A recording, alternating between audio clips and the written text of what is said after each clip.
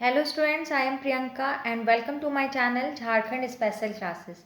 आज के इस वीडियो में एक टॉपिक को हम लोग कवर कर रहे हैं जिसका नाम है माहली जनजाति।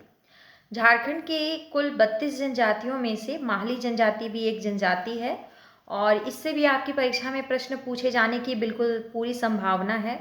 इसलिए आइए आज इस टॉपिक को कवर कर लेते हैं।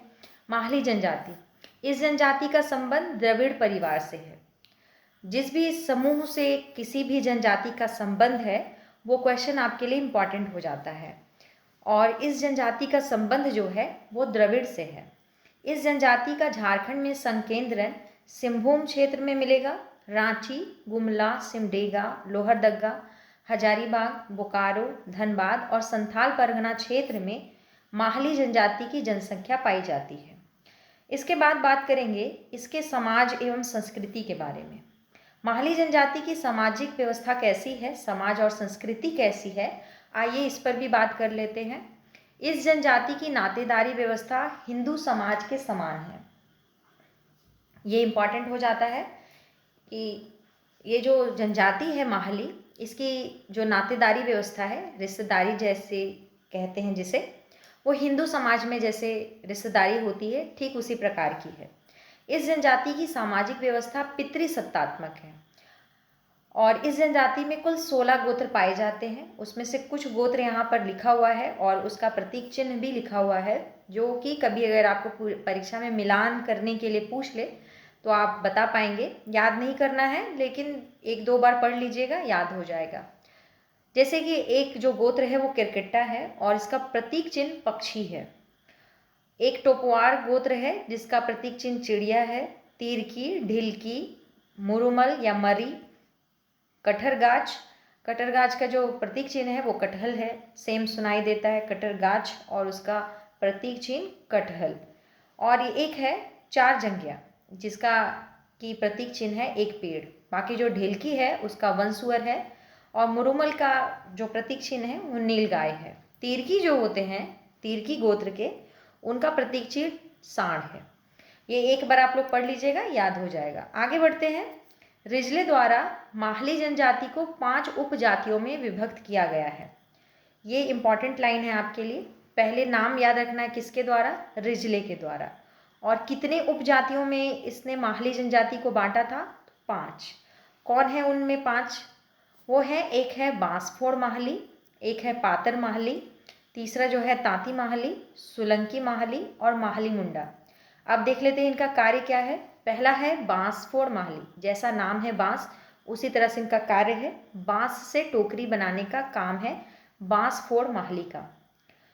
दूसरा है पातर माहली। पातर माहली क्या कार्य करते हैं, खेती कार्य करना इनका काम है पातर माहली का। अगला है तांती माहली। तांती माहली जो है वो पालकी ढोने का कार्य करते हैं। एक है सोलंकी माहली जो कि मजदूरी और खेती कार्य करते हैं। और एक है माहली मुंडा। माहली मुंडा जो है वो मजदूरी या फिर खेती कार्य करते हैं। याद रखेंगे सोलंकी और माहली मुंडा, जिन दोनों का कार्य सेम है। आगे बढ़ते हैं। इनका विवाह जो है वो टोटमवादी वंशों में होता है। याद रखेंगे कैसे वंशों में होता है, टोटमवादी वंशों में होता है। माहली जनजाति में बाल विवाह प्रचलित है। यह क्वेश्चन आपसे पूछा जा सकता है कि किस जाति में, किस जनजाति में बाल विवाह प्रचलित है, तो याद रखना है कि माहली जनजाति में बाल विवाह प्रचलित है। इस जनजाति में वधू मूल्य को पौन टका कहा जाता है। ये इंपॉर्टेंट है आपके लिए क्योंकि वधू मूल्य से क्वेश्चन पूछे जाते हैं। युवा गृह हो गया, वधू मूल्य हो गया, धार्मिक प्रधान हो गए, गांव के प्रधान हो गए, यही सब क्वेश्चन पूछा जाता है। इससे याद रखेंगे कि वधू मूल्य को क्या कहा जाता है इसमें, तो पौन टका कहते हैं।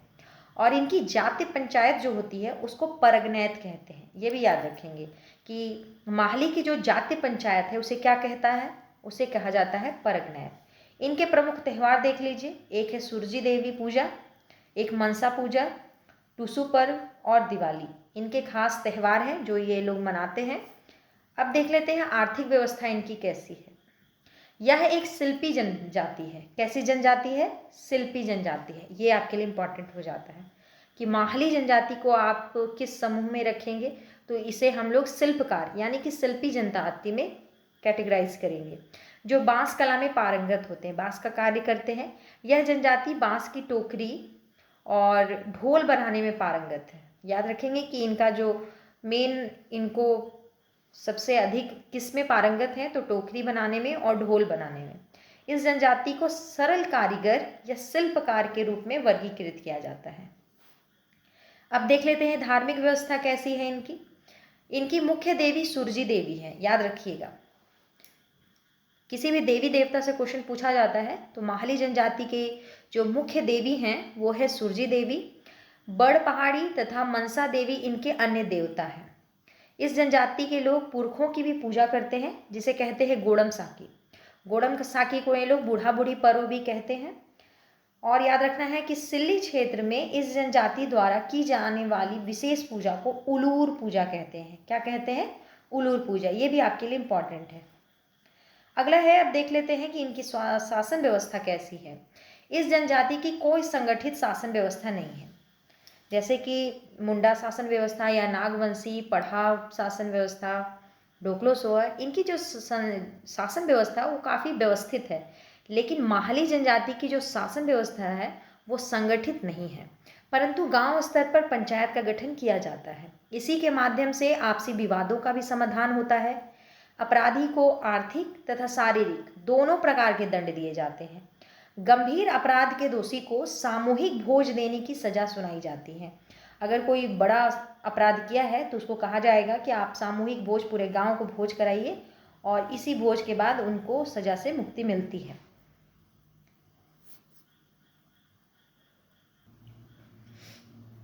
अब कुछ महत्वपूर्ण प्रश्नों को देख लेते हैं। पहला प्रश्न है, माहली जनजाति की प्रजाति है। आपको बताना है कि इनका संबंध किससे है, द्रविड़ से है कि पोर्टो-ऑर्सोलाइट से है, मंगोलाइट से है, या इनमें से कोई नहीं। तो सही आंसर हो जाएगा कि माहली जनजाति जो है इसका संबंध द्रविड़ से है। किससे है? द्रविड़ से। नेक्स्ट क्वेश्चन चलते हैं। माहली जनजाति का संकेंद्रण पाया जाता है। ऑप्शन है सिंहभूम में या सिंहभूम के क्षेत्र में, रांची में, हजारीबाग में, उपरोक्त सभी। तो इसका सही आंसर हो जाएगा उपरोक्त सभी। नेक्स्ट क्वेश्चन चलते हैं। क्वेश्चन नंबर 3 है, माहली जनजाति के संदर्भ में निम्न में से कौन सा कथन सत्य है? सही कथन आपको पहचानना है।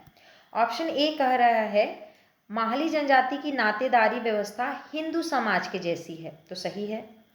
दूसरा ऑप्शन है कि माहली जाति व्यवस्था पितृसत्तात्मक है, ये भी सही है। ये दोनों ऑप्शन सही है, यानी कि उपरोक्त दोनों सही है। इनमें से कोई नहीं होगा, उपरोक्त दोनों सही है। अगला चलते हैं।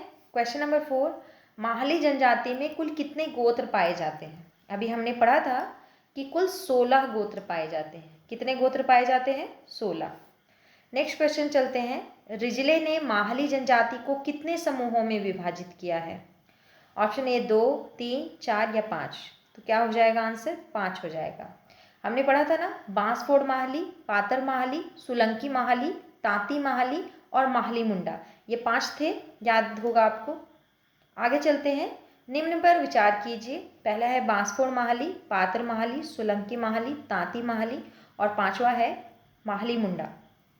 अब आपको बताना है कि रिजले के अनुसार उपरोक्त में से कौन माहली जनजाति की उपजाति है। ऑप्शन है कि पहला और दूसरा, दूसरा ऑप्शन है 1, 2 और 3, तीसरा है 1, 2, 3 और 4, और चौथा ऑप्शन है उपरोक्त सभी। तो उपरोक्त सभी आंसर होगा, क्योंकि ये जो जितने भी पढ़े हम लोग, बांसफोड़ माहली, पातर माहली, सुलंकी, तांती और माहली मुंडा, ये सभी रिजले ने बांटा था 5 उपजातियों में माहली को। नेक्स्ट चलते हैं।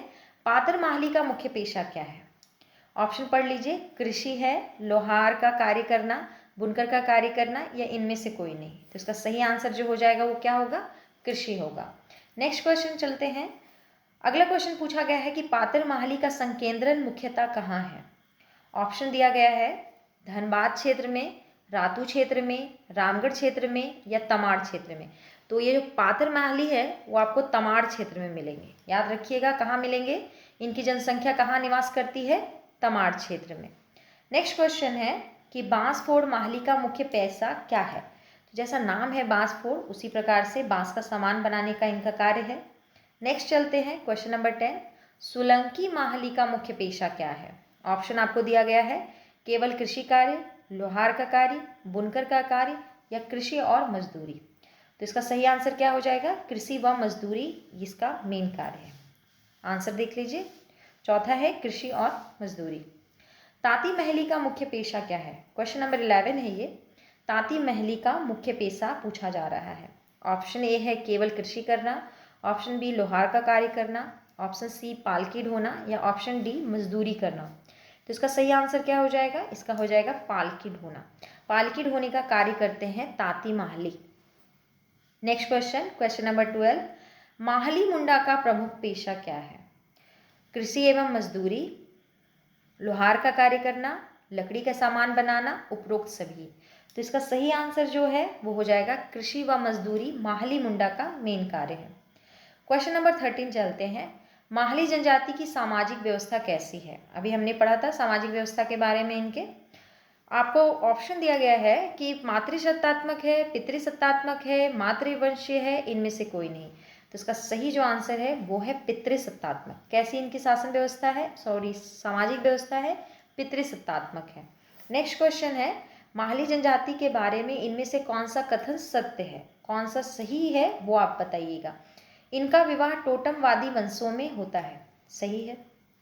ऑप्शन बी है कि माहली जनजाति में बाल विवाह प्रचलित है, ये भी बात सही है। ऑप्शन सी है उपरोक्त दोनों कथन सत्य हैं, लग रहा है। ऑप्शन डी है उपरोक्त दोनों कथन असत्य हैं। तो सही क्या है? उपरोक्त दोनों कथन सही है कि इनका जो विवाह है वो टोटमवादी वंशों में होता है और इसमें आपको बाल विवाह प्रचलित दिखाई देगा। तो ऑप्शन सी जो है वो सही आंसर है। Question number 15। माहली जनजाति को इनमें से किस श्रेणी में वर्गीकृत किया जाता है? अभी हमने पढ़ा था, ऑप्शन आपको दिया गया है लोहार, शिल्पकार, सोनार और मजदूर। तो ये माहली जनजाति के जो लोग हैं उन्हें हम शिल्पकार में रखेंगे। कौन से श्रेणी में हम लोग बांट के रखेंगे? शिल्पकार, क्योंकि ये एक अच्छे शिल्पी होते हैं। क्वेश्चन नंबर 16 है, निम्न में से कौन माहली जनजाति के प्रमुख देवी या देवता हैं? सिंहबोंगा, सोसोबोंगा, सूरजी देवी या वन देवी। हमने पढ़ा था सूरजी देवी जो हैं वो माहली जनजाति की प्रमुख देवी हैं, या देवी देवता जो बोलिए। आगे बढ़ते हैं क्वेश्चन नंबर 17 पर। इनमें से कौन सा या से माहली जनजाति के देवी देवता हैं? ऑप्शन देख लीजिए, मनसा देवी, बड़ पहाड़ी, उपरोक्त दोनों, इनमें से कोई नहीं। हमने पढ़ा था कि सबसे पहले सूरजी देवी, फिर मनसा देवी हैं और बड़ पहाड़ी भी हैं। तो आंसर क्या हो जाएगा? उपरोक्त दोनों। आगे बढ़ते हैं। माहली जनजाति में पुरखों की पूजा को क्या कहा जाता है? ऑप्शन ए है सोसो साकी कहते हैं, वन साकी कहते हैं, कि गोड़म साकी कहते हैं, कि बांगर साकी कहते हैं। तो इसका सही आंसर है गोड़म साकी, जिसको बूढ़ा बूढ़ी पर्व भी कहा जाता है। आगे बढ़ते हैं क्वेश्चन नंबर 19। माहली जनजाति में विवाह के समय दिए जाने वाले वधु मूल्य को किस नाम से जाना जाता है? ऑप्शन ए है पेनोंग, पौन टका, फिर है ऑप्शन दहेज या उपहार। तो ये जो माहली जनजाति के लोग हैं वो वधु मूल्य को पौन टका कहते हैं। क्या कहते हैं? पौन टका। क्वेश्चन नंबर 20 है, माहली जनजाति में जाति पंचायत को किस नाम से जाना जाता है? जो जाति पंचायत उनकी होती है, परगनैत कहते हैं, कि चट्टी कहते हैं, संडवार कहते हैं या कठरगाछ कहते हैं। तो इसका सही आंसर जो है वो लोग जाति पंचायत को परगनैत कहते हैं। क्या कहते हैं? परगनैत।